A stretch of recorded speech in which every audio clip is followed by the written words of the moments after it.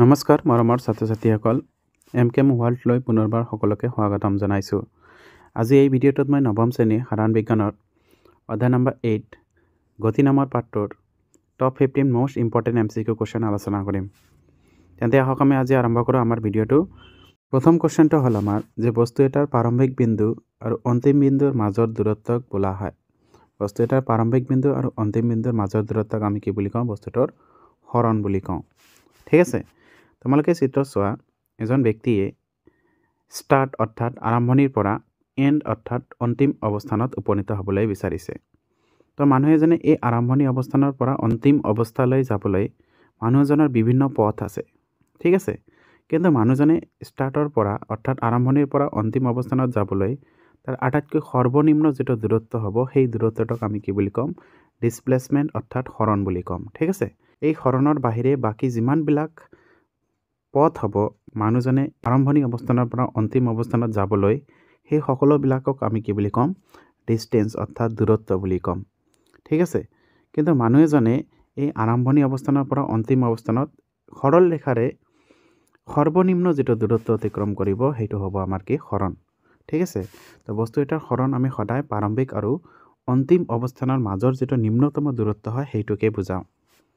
Next আমাৰ কুৱেশ্যনটো হ'ল question number 2 কৈছে দ্ৰুতি আৰু বেগৰ SI একক হৈছে। ঠিক আছে, দ্ৰুতি আৰু বেগৰ SI একক কি? মিটাৰ প্ৰতি ছেকেণ্ড। ঠিক আছে, একক কি এইটো? মিটাৰ প্ৰতি ছেকেণ্ড। তোমালোকে চোৱা, আমি দ্ৰুতি ইজিকেলটো কি লিখিব পাৰোঁ? ফৰ্মুলা মতে অতিক্ৰম কৰা দূৰত্ব ডিভাইডেড বাই সময়। ঠিক আছে, এতিয়া যদি আমি অতিক্ৰম কৰা দূৰত্বৰ একক মিটাৰ এককত লওঁ, ঠিক আছে, আৰু অতিবাহিত সময় যদি ছেকেণ্ডত লওঁ, তেনেহ'লে এই দ্ৰুতিৰ এককটো কি হ'ব? মিটাৰ প্ৰতি ছেকেণ্ড হ'ব। ঠিক আছে, নেক্সট কুৱেশ্যনটো হ'ল আমাৰ কুৱেশ্যন নম্বৰ 3 মটৰ গাড়ীৰ অডোমিটাৰে কি জোখে? তো মটৰ গাড়ীৰ অডোমিটাৰে কি জোখে? গাড়ীখনে অতিক্ৰম কৰা দূৰত্ব জোখে। ঠিক আছে, তোমালোকে নিশ্চয় চাইছা, বাইকতো আছে, বিভিন্ন কাৰত আছে। ঠিক আছে, এই যন্ত্ৰটো তোমালোকে চাগে দেখি পাইছা। এইটোৰ কাম কি? এইটো এটা তোমাৰ সঁজুলি হয়, বৈদ্যুতিক সঁজুলি হয়, যাৰ সহায়ত আমি কি কৰোঁ? গাড়ী এখনে কিমান দূৰ অতিক্ৰম কৰিছে সেইটো আমি জুখিব পাৰোঁ। ইয়াক আমি অডোমিটাৰ বুলি কওঁ।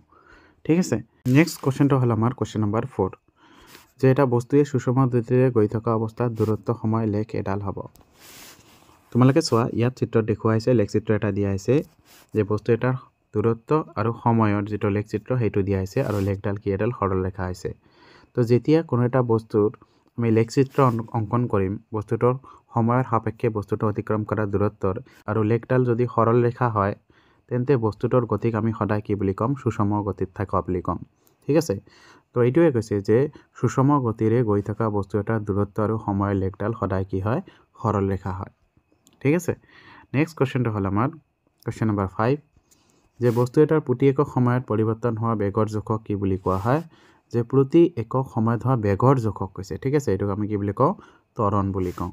ঠিক আছে, তোমালোকে ইয়াত চোৱা, ইয়াতে কি লিখিছোঁ যে ত্বৰণ ইজিকেলটো বেগৰ পৰিৱৰ্তন ডিভাইডেড বাই অতিবাহিত সময়।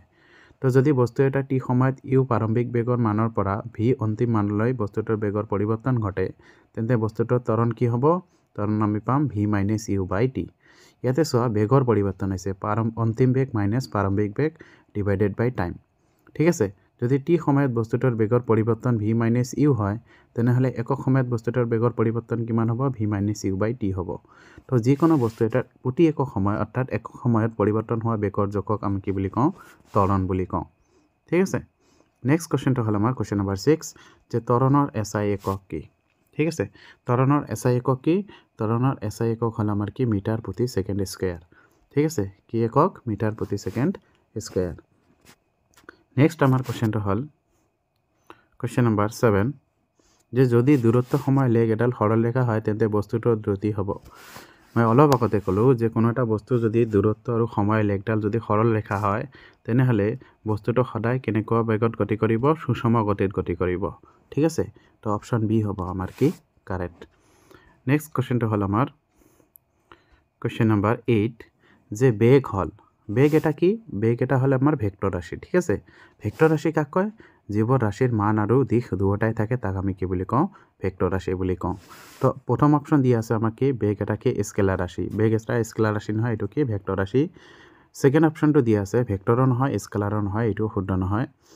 থাৰ্ড অপশ্যন দিয়া আছে কি ভেক্টৰ ৰাশি এইটো আমাৰ শুদ্ধ যে বেগ কি বেগ হ'ল এটা ভেক্টৰ ৰাশি নেক্সট কোৱেশ্চনটো হ'ল আমাৰ কোৱেশ্চন নম্বৰ 9 কি কৈছে যে গতিশীল বস্তু এটাৰ হৰণ শূন্য যেতিয়া গতিশীল বস্তুটোৰ কৈছে আমাক যে এটা গতিশীল বস্তু হৰণ কেতিয়া শূন্য হ'ব ঠিক আছে তো গতিশীল বস্তু এটা হৰণ তেতিয়াই শূন্য হ'ব যদি গতিশীল বস্তুটোৰ প্ৰাৰম্ভিক আৰু অন্তিম বিন্দু একেটাই হয় ঠিক আছে তো ইয়াতে এনেকুৱা অপশ্যন কোনটো আছে তোমালোকে চোৱা অপশ্যন ডি আছে যে প্ৰাৰম্ভিক বিন্দু আৰু অন্তিম বিন্দু কি হয় একেটা হয় তো তোমালোকে মনত ৰাখিবা যে গতিশীল বস্তু এটা হৰণ কেতিয়া শূন্য হ'ব যেতিয়া বস্তুটোৰ প্ৰাৰম্ভিক আৰু অন্তিম বিন্দু একেটাই হ'ব ঠিক আছে নেক্সট কোৱেশ্চনটো হ'ল আমাৰ কোৱেশ্চন নম্বৰ 10 যে তলৰ কোনটো এটা সুষম বৃত্তীয় গতি ঠিক আছে তো অপশ্যন নম্বৰ ডি আমাৰ কি কৈছে যে বৃত্তীয় কক্ষপথেদি পৃথিৱীৰ চাৰিওফালে উপগ্ৰহৰ গতিটো কি গতি এটা সুষম বৃত্তীয় গতি নেক্সট আমাৰ কোৱেশ্চনটো হ'ল কোৱেশ্চন নম্বৰ 11 যে কোনো এটা বস্তুৰ প্ৰতি একক সময়ত হোৱা হৰণৰ পৰিৱৰ্তনক বোলা হয়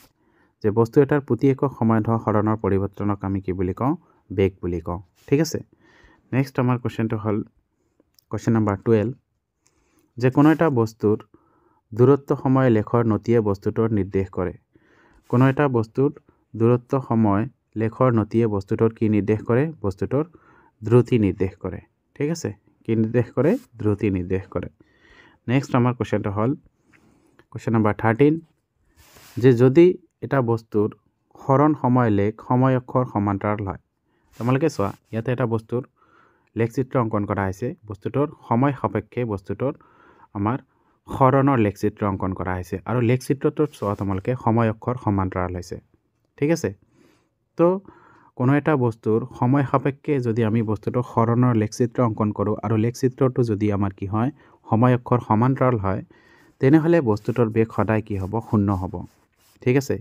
কিয় শূন্য হ'ব কাৰণ বস্তুটো যিকোনো সময়ত অতিক্ৰম কৰা হৰণৰ মান সদায় একেটাই হ'ব ঠিক আছে তো এই ক্ষেত্ৰত বস্তুটোৰ বেগ সদায় কি হ'ব শূন্য হ'ব নেক্সট আমাৰ কোৱেশ্চনটো হ'ল কোৱেশ্চন নম্বৰ 14 যে দৌৰবিদ এজনে আৰ ব্যাসাৰ্ধৰ বৃত্তীয় বৃত্তাকাৰ পথ এটাৰে এপাক ঘূৰিবলৈ 30 ছেকেণ্ড সময় লয় তেন্তে তেওঁৰ বেগ হ'ব ঠিক আছে আমি জানো কি বেগ ইজিকেলটো কি অতিক্ৰম কৰা দূৰত্ব বাই সময় ঠিক আছে এতিয়া আৰ ব্যাসাৰ্ধৰ বৃত্তীয় পথত যদি বস্তু এটা অতিক্ৰম কৰে ঘূৰি থাকে তেনেহ'লে বস্তুটো অতিক্ৰম কৰা দূৰত্ব কিমান হ'ব 2s বাই r হ'ব ঠিক আছে আমি জানো বস্তু এটাৰ বেগ কি s বাই t অৰ্থাৎ অতিক্ৰম কৰা দূৰত্ব বাই সময় ঠিক আছে এতিয়া t সময়ত বস্তুটো অতিক্ৰম কৰা বৃত্তীয় পথৰ দূৰত্ব যদি 2s বাই r হয় তেনেহ'লে একক সময়ত অতিক্ৰম কৰা দূৰত্ব কিমান হ'ব 2s বাই r বাই t হ'ব ঠিক আছে অৰ্থাৎ দৌৰবিদ এজনে আৰ ব্যাসাৰ্ধৰ বৃত্তাকাৰ পথ এটাৰে এপাক ঘূৰিবলৈ 30 ছেকেণ্ডত সময় লয় তেন্তে তেওঁৰ বেগ হ'ব কিমান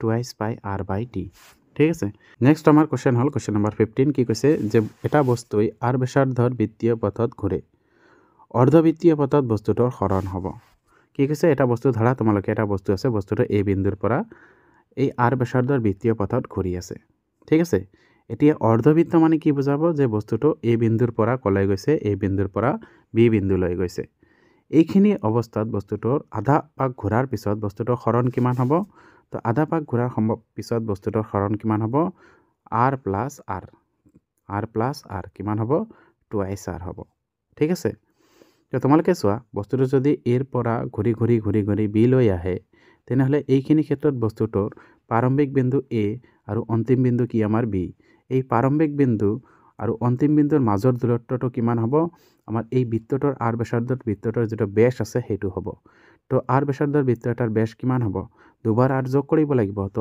r plus r equal to 2s r ঠিক আছে গতিকে বৃত্তীয় পথত অৰ্ধবৃত্তীয় পথত বস্তুটোৰ হৰণ কিমান হ'ব 2s r হ'ব ঠিক আছে আশা কৰোঁ ভিডিঅ'টো তোমালোকক ভাল লাগিব যদি ভিডিঅ'টো তোমালোকক ভাল লাগে নিশ্চয় চেনেলটো সাবস্ক্ৰাইব কৰিবা আৰু ভিডিঅ'টো তোমাৰ লগৰক শ্বেয়াৰ কৰিবা থ্যাংক ইউ সকলোকে